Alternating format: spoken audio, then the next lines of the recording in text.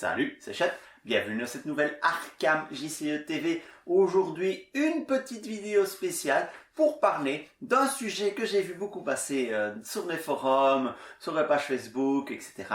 Quel est le nombre idéal d'investigateurs pour jouer à Horror à Arkham? Donc, un joueur, deux joueurs, trois joueurs, quatre joueurs, qu'est-ce qui est le mieux? Eh bien, je vais essayer de dresser un petit topo des différences qui existent entre ces différents modes de jeu. Mais avant de faire ce topo, j'aimerais faire une petite précision, parce que je vais bien sûr parler d'investigateurs, le nombre d'investigateurs. Pourquoi est-ce que j'insiste sur investigateurs? Parce que nombreux sont ceux qui, en étant seuls à table, le seul joueur à table, vont choisir de jouer plusieurs investigateurs. Ce n'est pas du solo, d'accord? Donc dans cette vidéo, lorsque j'utiliserai le mot solo, parce qu'à mon avis, je vais très vite reprendre mon vocabulaire habituel, donc moi j'ai l'habitude de parler de solo quand je parle d'un et un seul investigateur. Pour moi, dès qu'on joue deux investigateurs, qui est un, deux ou 10 joueurs autour de la table, s'il y a deux investigateurs à table, ce n'est plus du solo, c'est du duo, qu'on joue tout seul. D'ailleurs, la communauté a inventé un terme, un mot valise pour désigner ce type de jeu. Donc lorsqu'on est seul à table mais qu'on joue deux investigateurs, on dit qu'on joue en soluo, le mot valise entre solo et duo. D'accord? Donc pour cette vidéo, quand je parlerai de solo, je parlerai bien de un seul investigateur. C'est plus simple de dire solo que jeu à un investigateur. D'accord? Donc, duo, ce sera 2 investigateurs, trio, 3 investigateurs, quatuor, 4 investigateurs. D'ailleurs, les règles du jeu, elles en disent quoi?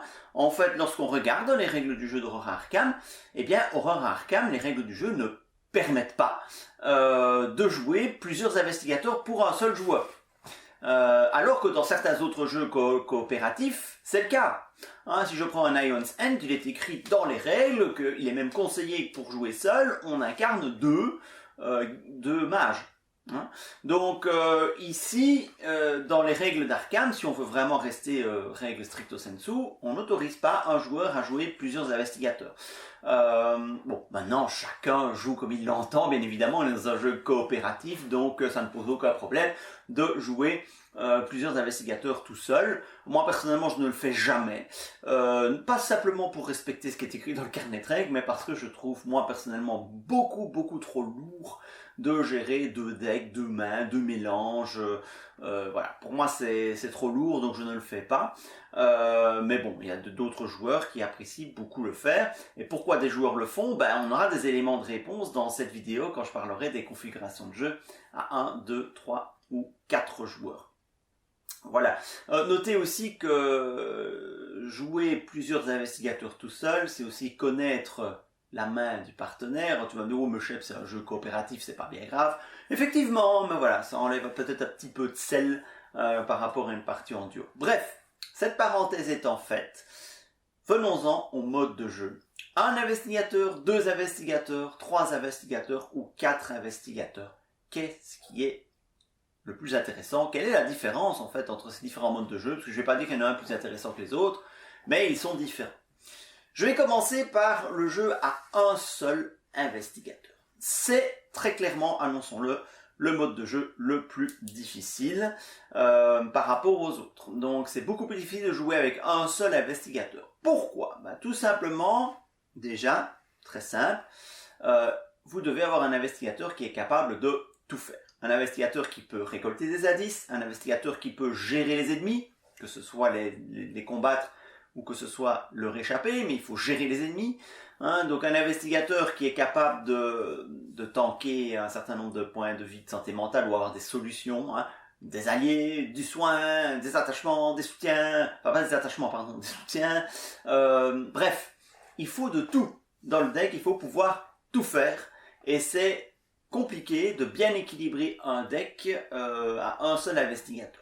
C'est possible. Aujourd'hui, le pool de cartes nous permet de faire des excellents decks à un seul investigateur. Cela reste néanmoins plus difficile que de faire des decks pour une table de 2 ou de 3. Donc ça, c'est le premier élément. c'est plus difficile et peut-être que tous les investigateurs ne permettent pas de jouer ainsi en solo par rapport à une table multi où on peut bien sûr sortir tous les investigateurs. Quoique, hein, ça peut être nuancé. Hein. Peut-être que tous les investigateurs ont une configuration qui marche. Ça va, donc voilà. Première chose, plus difficile parce qu'il faut un deck qui fait tout. Et donc ça nécessite un deck building très très fin, très très réfléchi. Mais c'est pas tout, c'est pas la seule raison qui fait que le jeu en solo est plus difficile.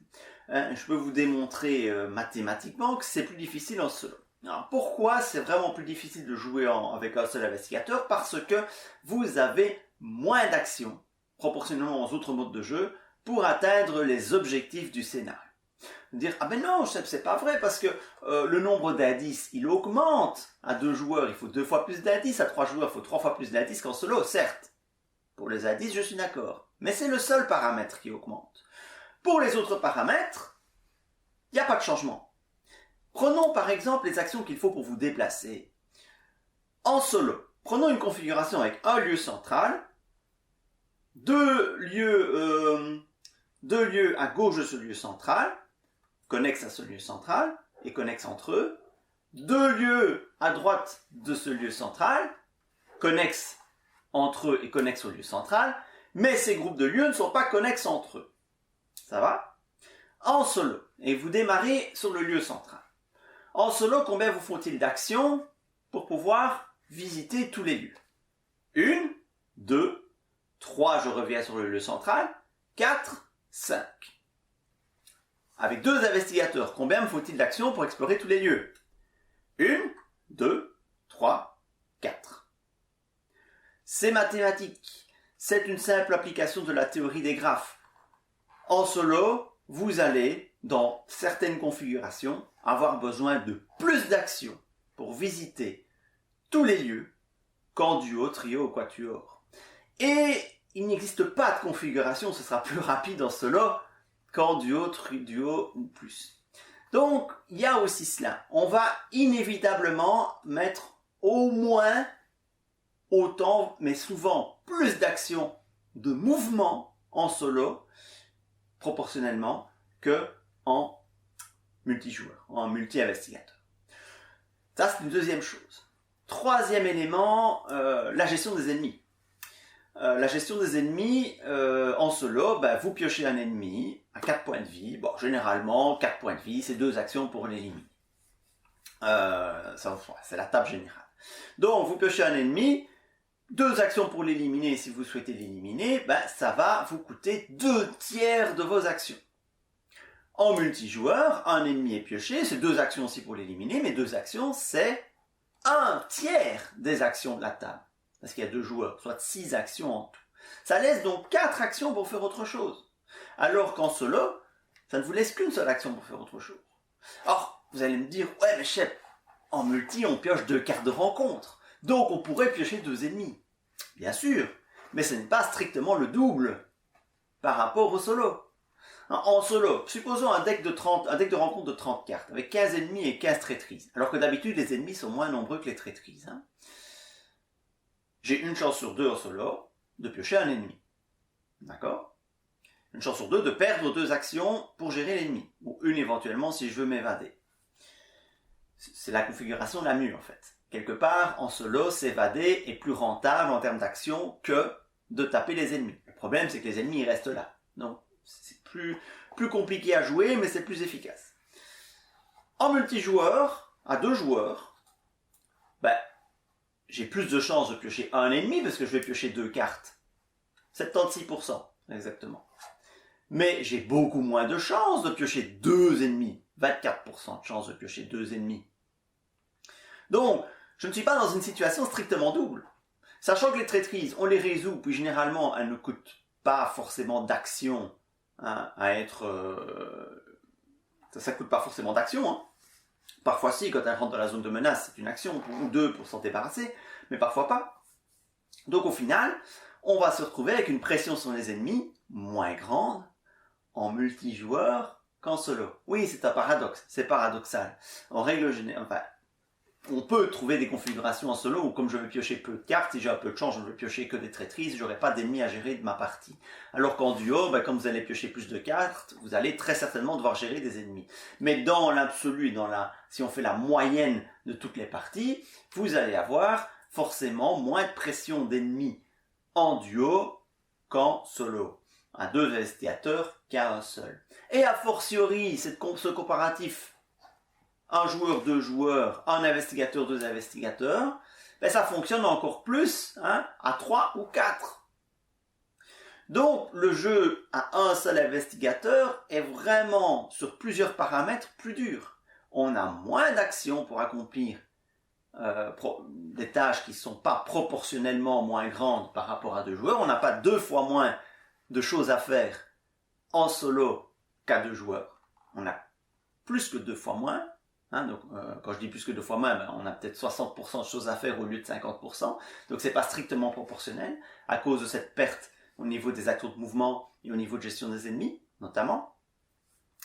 Donc vous avez 2 fois, pas plus de 2 fois, je ne devrais pas dire plus de 2 fois parce que ça induit une erreur, mais plus de 50% de choses à faire en solo par rapport en duo.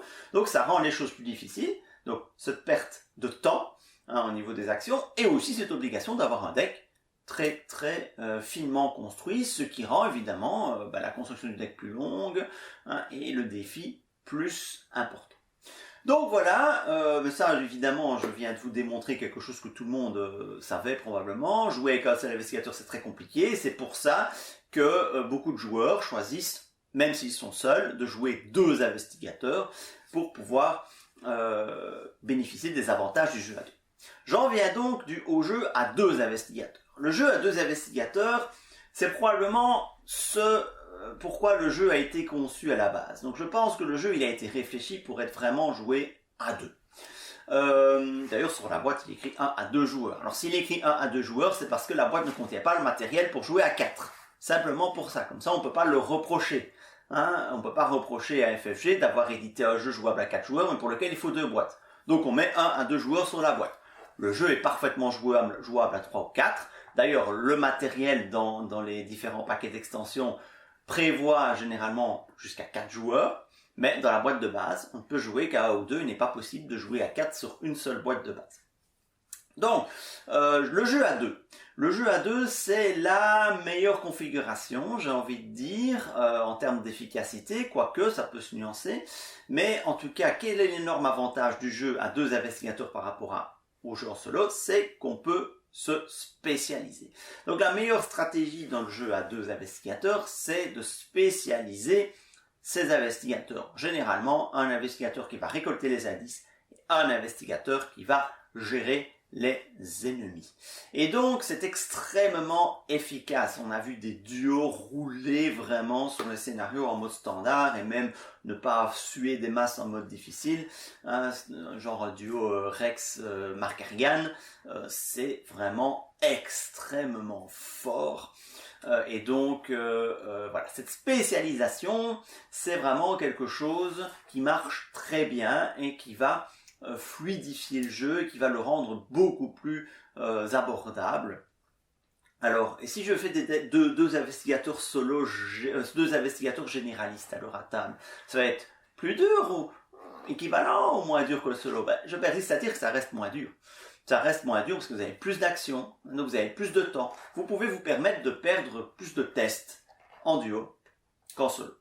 Donc ce mode 2 joueurs est vraiment très intéressant.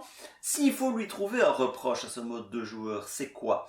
Eh bien, c'est peut-être justement cette spécialisation. Ça peut devenir un stéréotype de vouloir à chaque fois spécialiser ses investigateurs. Et donc, on pourrait avoir tendance à se priver de certaines possibilités de jeu offertes par des investigateurs qui ne sont pas spécialisés.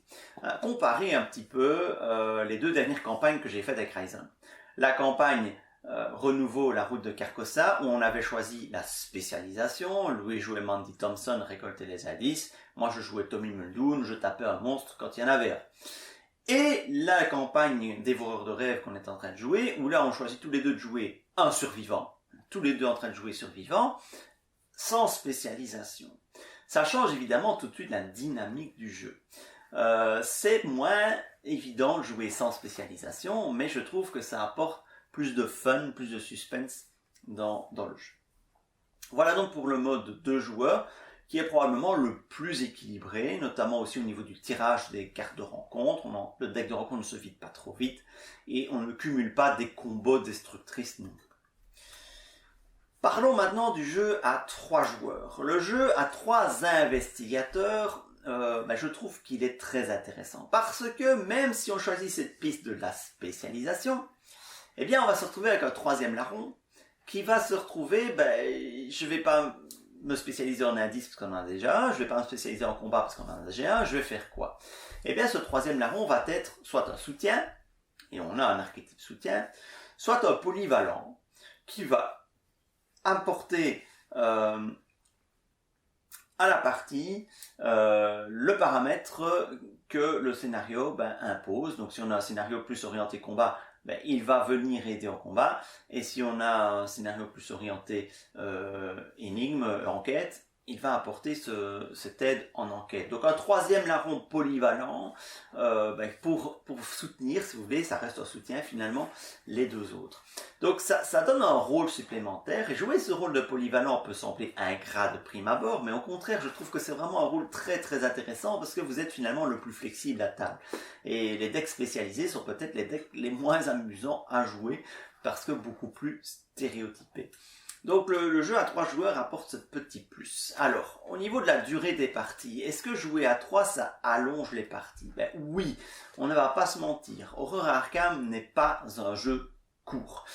Voyez la longueur de nos vidéos avec Ryzen qu'on joue à 2.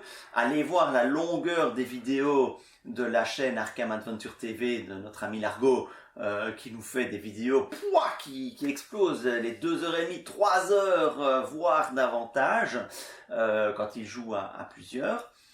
Et donc, voilà, Arkham n'est pas un jeu court. Il faut du temps devant soi. En solo, on peut s'en tirer relativement rapidement. Il y a moyen de boucler des parties solo en 1 heure, quand on connaît bien le jeu, et si on ne traîne pas. Dès qu'on joue à 2, eh bien, on discute, on se déplace, on réfléchit à ce qu'on doit faire. Ça augmente évidemment considérablement le temps.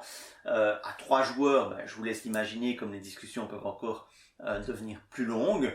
Donc oui, c'est un jeu qui prend du temps, et la durée du jeu augmente quand même pas mal avec le nombre de joueurs. Mais à 3 joueurs, je trouve que ça reste encore tout à fait jouable, ça reste tout à fait acceptable comme durée de partie. Alors quand je dis acceptable, c'est par rapport à mes propres valeurs, évidemment. Pour moi, un jeu, dès que ça dépasse 2 heures, je trouve que ça commence à être trop de temps pour le résultat obtenu.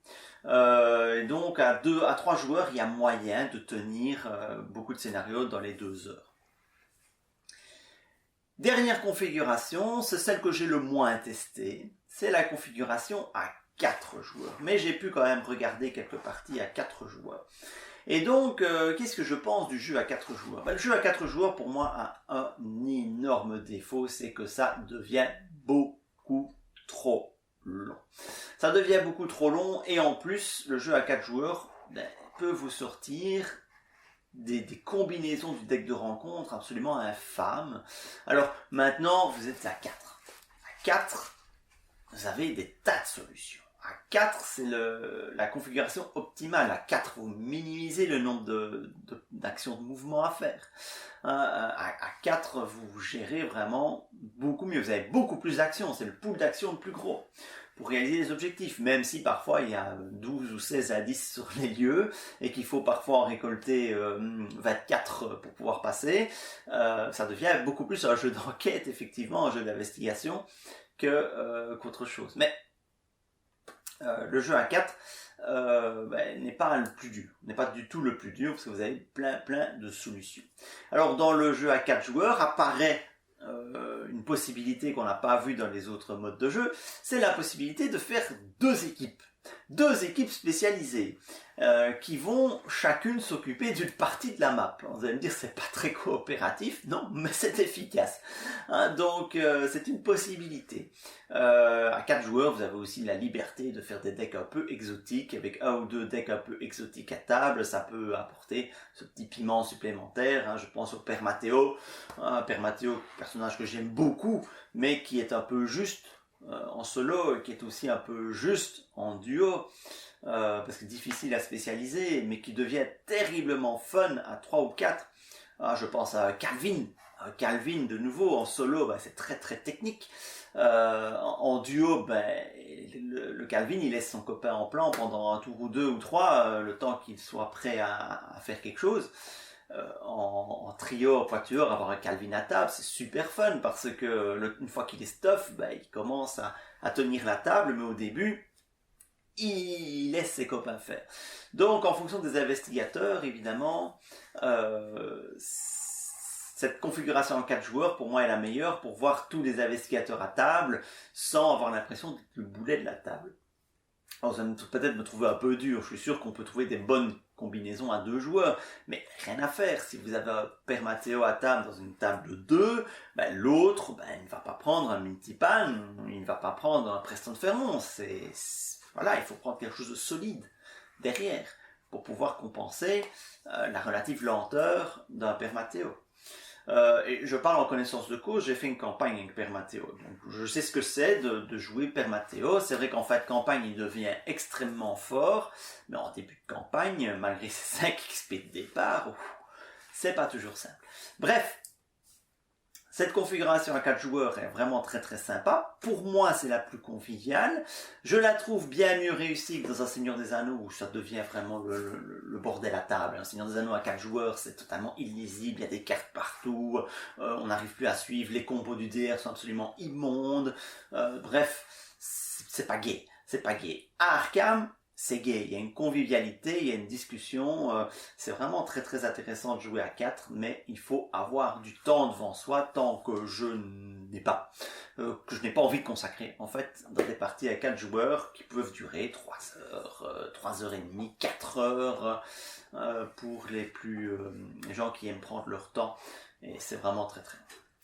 Voilà, donc finalement, moi, si je dois conseiller un mode de jeu, c'est lequel? C'est le mode 2 ou 3 joueurs, c'est pour moi le juste milieu. Arkham, dois-je acheter Arkham pour jouer en solo? J'ai envie de vous dire oui, mais alors il va falloir investir un peu, parce que jouer en solo juste avec la boîte de base, c'est compliqué. C'est compliqué, c'est pas impossible, mais c'est compliqué. Donc en étoffant un peu sa collection, il y a moyen de faire des choses intéressantes. Regardez la série de vidéos de Merlin qui nous joue l'héritage de Dunwich en difficile, s'il vous plaît, avec uniquement les cartes sorties à l'époque, donc Dunwich et la boîte de base, et il s'en sort jusqu'à présent plutôt bien, mais il ne survole pas, loin de là non plus, la campagne pour l'instant. Voilà, donc c'était ma petite opinion sur les différents modes de jeu. Donc le solo pour les acharnés qui aiment optimiser, et Merlin en fait partie, qui aiment vraiment optimiser aux petits oignons leur deck et faire quelque chose de performant. Le duo, c'est vraiment la meilleure configuration, le meilleur rapport durée, difficulté, fun. 3 ou 4, c'est très très gai, mais ça prend beaucoup de temps. Voilà, merci à tous de m'avoir suivi. Si vous avez aimé ce genre de petites vidéos hors série, indiquez-le, et si vous avez d'autres sujets de hors série que vous souhaiteriez voir abordés sur la chaîne, c'est l'occasion. Notez-le aussi dans les commentaires. Vous pouvez aussi nous soutenir sur Tipeee, le lien est dans le commentaire de la vidéo, et je remercie déjà tous les tipeurs qui ont déjà contribué à la chaîne. Vraiment, ça nous fait extrêmement plaisir et ça nous donne envie de trouver encore et toujours de nouvelles idées pour vous divertir autour de notre jeu favori. Allez, à très bientôt. Salut!